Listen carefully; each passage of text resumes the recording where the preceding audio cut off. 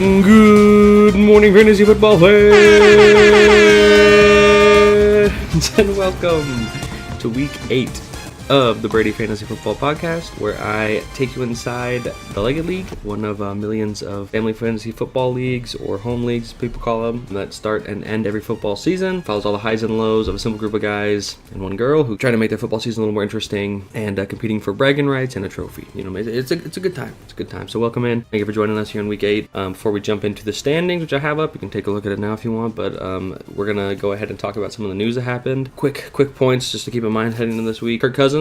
I recently did a trade with Corey. Tony Pollard for Kirk Cousins. I felt like I had enough people in the running back room there to justify making the trade there to get a top quarterback. He was top 6 at the time, and I felt good about it moving forward, even after seeing a couple of games without Justin Jefferson, and Justin Jefferson coming back soon. And so I made the trade, and then he goes out there and tears his Achilles in the last quarter there, and is out for the season.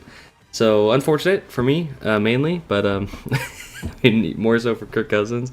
He's a great dude. I hope he recovers quickly and can come back and play some more football. I love watching him play. Rough to be on that end of the trade. Corey, I'm sure, is happy. Avoided that disaster there. That's one of the things. Matthew Stafford hurt his throwing hand and was out, I think, from like third quarter on. I don't know if he's going to play this next week. Could affect the offense there, obviously. The other one is the Kansas City Chiefs lost to the Broncos. Saw this video where it's like, let it be known, no one beats the Denver Broncos 17 times in a row. And that's like exactly what it was. It was just a shock. I don't think anybody expected it to go that way.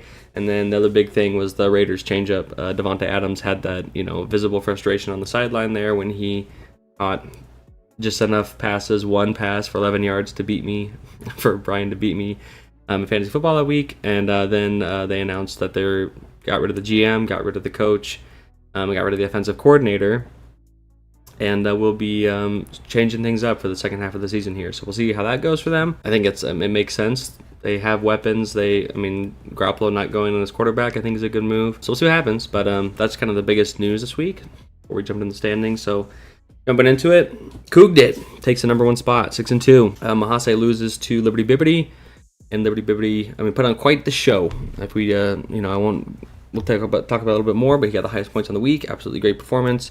Unfortunately for him, it does not move him up the standings at all. It just keeps him at 9th. I lost to Brian in a heartbreaking, 1 point there matchup, so I stay at 3rd. Brian moves up. Corey moves up. Travis drops 2. Herb gets another victory after a break there, so he's up to 7th place. And Steve loses. So we got Coogdit, Jace, me, Brian, Corey, Travis, Jake, Steve, Aaron, and then Amy back in 10th place again. Pretty familiar spot for her. She dropped 5 spots. They've all been competing right around here, so it's not like it's not like it's a huge shift per se, but it looks like a bigger shift than it is. I hate to do it, but we'll take a quick look at the points for here. The points for here, not ideal. 932. And I thought, well, okay, maybe I've been putting up a good fight. And the points against, also not the case. I have the least points against in the league. So I've been having it easy, boys. This is the easy part of the season. It makes me a little bit worried about the second half here moving forward. I'm 5-3 right now, but how long can this last?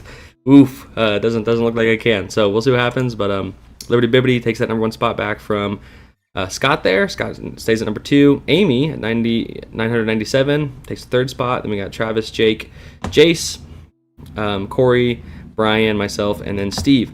The other thing I always like to point out is the coach rating. So this is how many points you left on the bench.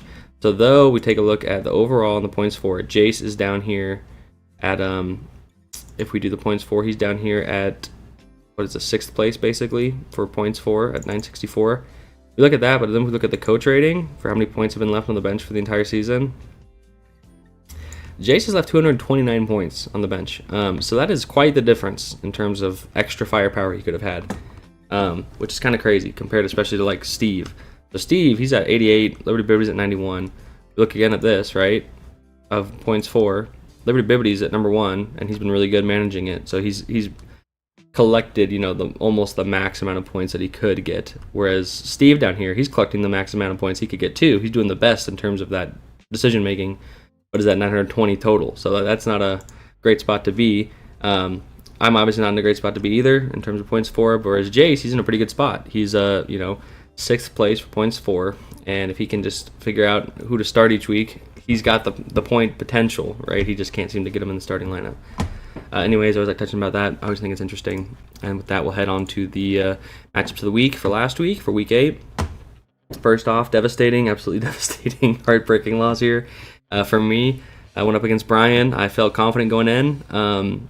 And heading into Monday night, I felt not that great. Or maybe it was Sunday night, I guess. But no, it was Monday night. Monday Night Football for Raiders versus Lions there. I felt like I was probably going to lose. Going up against Davante Adams with... he needed like 1 point to get me, 1 point something. I forget what it was, like 1.2 points or something like that to beat me. And he ended up getting 2.1 points. At halftime, I will admit my hopes were definitely high. I had some high hopes for being able to potentially win when I saw that he had 2 targets for 0 catches. I'm like, that's good news for me. So I watched very closely after that, and it was heartbreaking to see him, get the catch. And then be upset about it, you know what I mean? Because really, he should be celebrating. He just won Brian his week. But, that's obviously not where Davante Adams' head is at. He doesn't care about our fantasy league. Anyways, 102 to 103. Me and him had the lowest scoring on the week. Jace is pretty close at 104, which is uncharacteristic of him. But me and Brian had the lowest points of the week. So I would have beat nobody. Right, I had the lowest of the week, and he only would have beat me. So it worked out good for him that he played me. My team I'm going to talk about the do your job rating, right? Kirk Cousins, though he went out in the fourth quarter, did his job, 19.8 points. Super unfortunate that he tore his Achilles and is on IR now. Ramondre Stevenson, 7 points, did not do your job. RB1, baby, I need some RB1 numbers. Come on, that's not doing your job. Dameon Pierce, come on. I don't know what happened, 46 points. I think he went out early. I don't know if he went out, if this is for next week or for now. But homeboy, 4.6 points. Ugh. Not doing your job. Stephon Diggs, 16 points. Doing his job. He gets the mark of approval. Puka Nacua, 7.3. Understand Matthew Stafford went out, but come on, man. We need you, baby. We need you. Evan Ingram, 16.8 points. Excellent work. I love it. Did your job. DJ Moore, 9.5 points. For a wide receiver of your history and your status, wide receiver 1 for the Chicago Bears, 10 would have been good. 10 would have been okay. Didn't do your job. Jake Elliott, 10 points. Did your job. Jets defense, 11.68 points. The Jets, but I mean, hey, they did their job. They did their job for me this week, so I appreciate that. On the other side, the Goliath every week is Tyreek Hill, 28.2 points for Brian there. Super unfortunate for me to have gone against him, because if he had anybody else in there, I probably would have been able to beat him, because his team did not do very good. Tyreek Hill coming in clutch, 28.2 points. Great job. I mean, that's like a third of his entire points for the week. Davante Adams, obviously, 1 catch for 11 yards, not great. Checo, I think that's one of his lowest in the season. Kareem Hunt taking some carries away from my boy Jerome Ford. Unfortunate for me, but good for him. 13.7 with that rush TD. Jordan Love, 13.5. I think we'll see more Joe Burrow heading into the second half, because he's done with his first month every year that he sucks butt for a while there. 27 points, he's back, baby. Gabe Davis on the bench, I felt good about seeing that. Tyler Lockett on the bench, felt good about seeing that. It wasn't enough to win nothing, but I felt like I had a chance all the way up to the end there. Brief period there Monday night where I was like, well, it's over, and then the halftime gave me some false hope, and Brian took the win.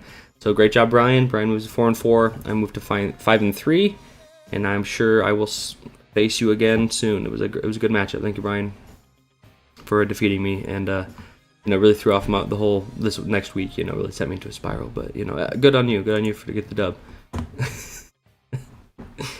Next we got Team 9 versus Kenny's Tiny Hands.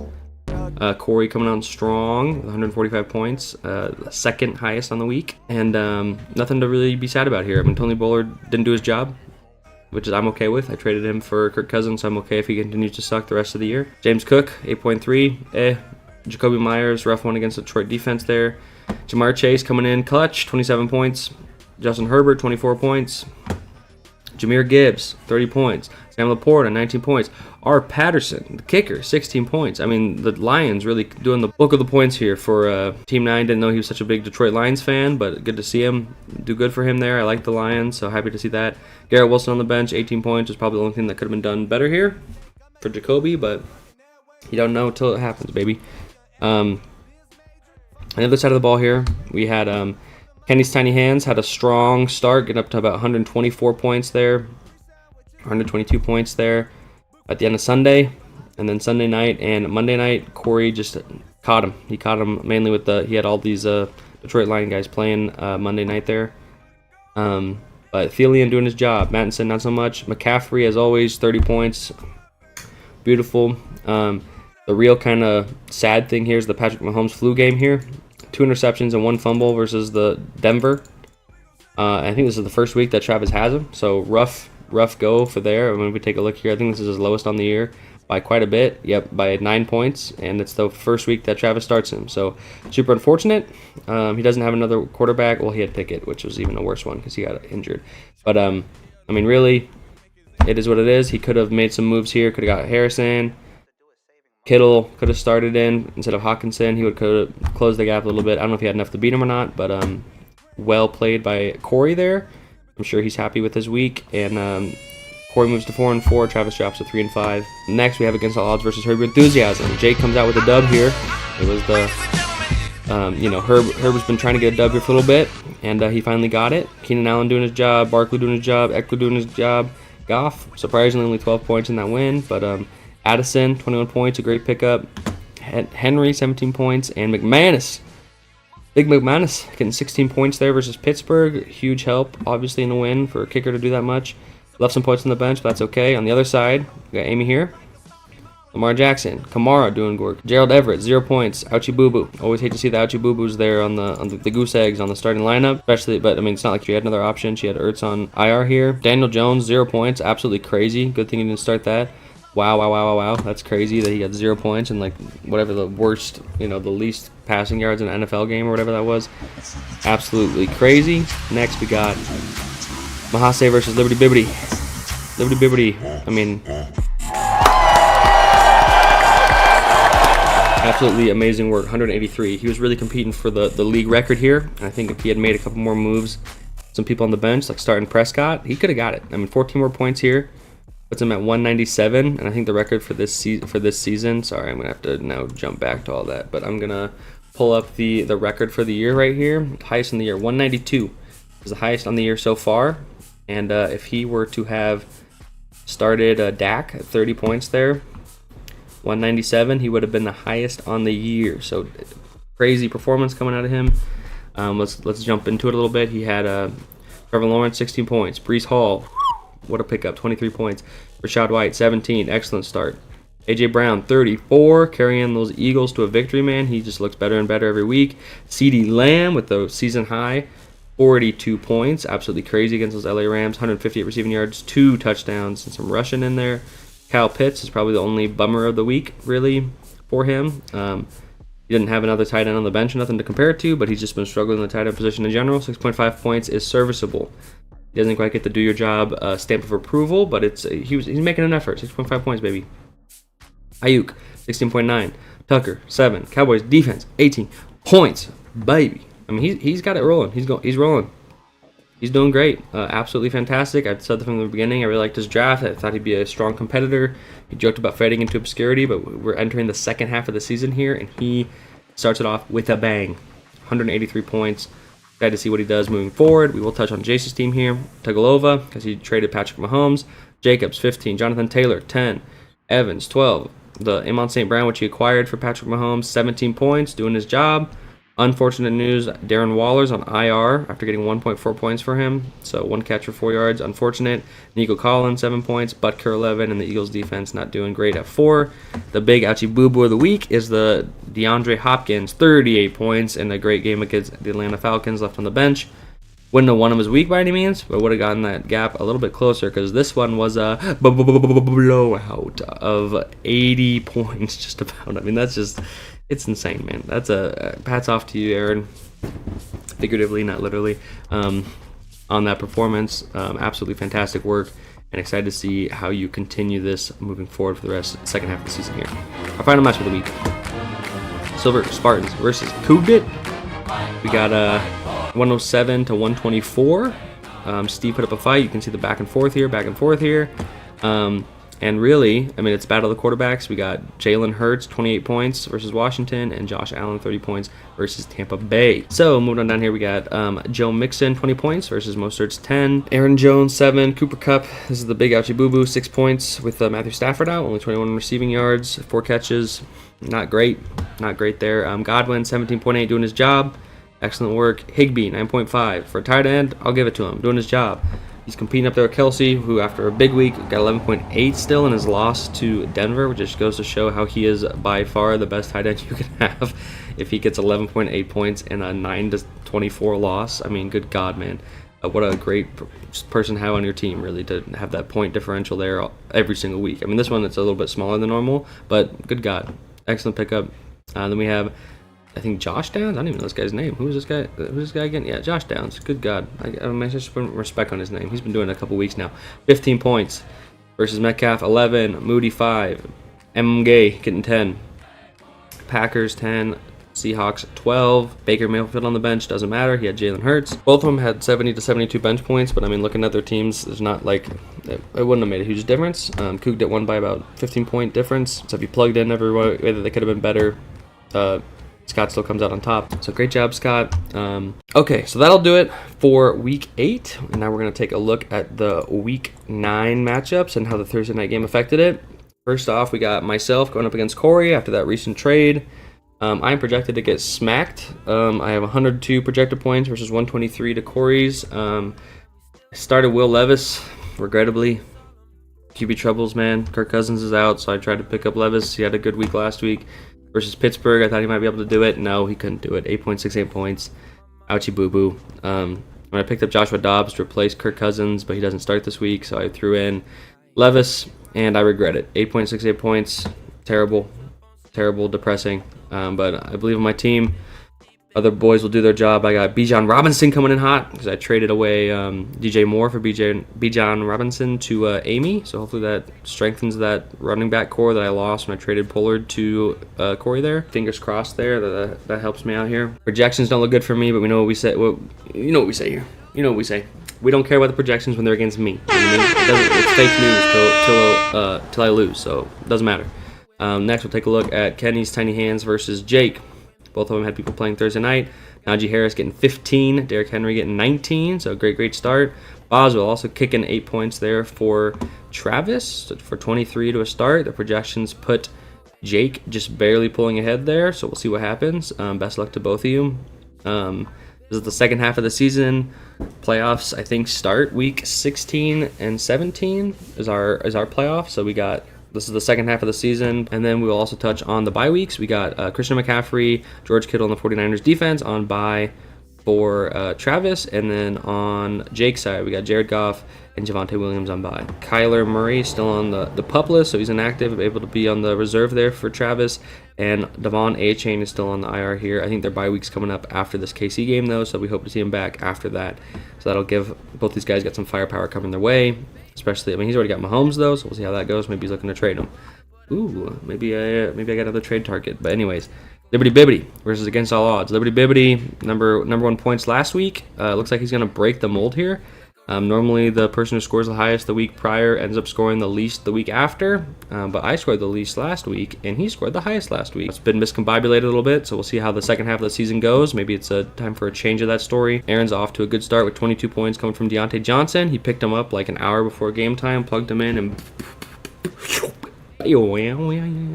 22 points. Absolutely crazy. Got his first receiving touchdown since the Big Ben era, breaking a streak of like 151 receptions without a touchdown. So perfect timing there for Aaron. It also happened to come during his Biocalypse week.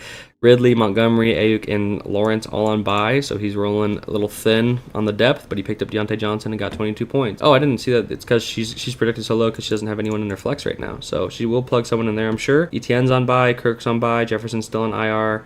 So she'll probably plug in DJ Moore. So DJ Moore will be in there, so that'll be good. It'll get the projections a little bit closer. But I don't think it'll be enough to have her projected to win. I think Aaron's still projected to win. Best of luck, Amy. You guys are both 3-5, so you guys both really need these wins moving forward. Try to hit playoffs, which only, as a reminder, only 4 teams move on in our league. So both of you chasing that. Best of luck. Our next one, no one here had any Thursday night games, and it looks like it's just Purdy and Sutton for bye there. None on this side. The Scott versus Brian games, pretty untouched. Should be a good one. Brian's trying to climb up. He's on a 2-game win streak. Scott's on a 3-game win streak. Scott is currently sitting at the top of the league, 6-2, and Brian is trying to climb at 4-4. We will see how that goes. This could be a big win for Brian, and just another week for Scott if he pulls it off. So best of luck, you two. Finally, We got the Silver Spartans versus Mahase. Mahase had DeAndre Hopkins, 10.5 points, so not as great as his last week, but hey, not bad either. 10.5, he gets the Brady do your job stamp of approval there. On Steve's side, he has a bye week from Judy and Moody. Moody bye week. Waller's on IR for Jace, and Amon St. Brown is on bye. He just picked him up in that trade. Unfortunate, but also he'll have him the rest of the season after this, so that's good. Projections put this one as the closest one of the week with a 0.29 difference in points there, so it could be anybody's game. If we go off of the history here, Mahase will probably pull it off. He's 6-2 versus Steve's 3-5. Again, could be a big win for Steve. I would hate to call it a must-win because we still got plenty more time, but I mean, this would definitely be a great notch to have in his belt. Whereas for Jace, this helps secure his spot heading into the second half of the season. So best of luck, you two. Thank you very much for joining us. And that's all I got for you. So thank you very much for listening. Make sure to like and subscribe and share and all that you do, baby. We got it's been good. It's been fun seeing the different comments come in, and especially on like TikTok and stuff like that. So it's been good. I appreciate y'all listening. I appreciate y'all engaging with it. I know that it didn't come out Saturday morning, and I got some sad face emojis there in the chat. We're back, baby. Trying to get on a regular schedule.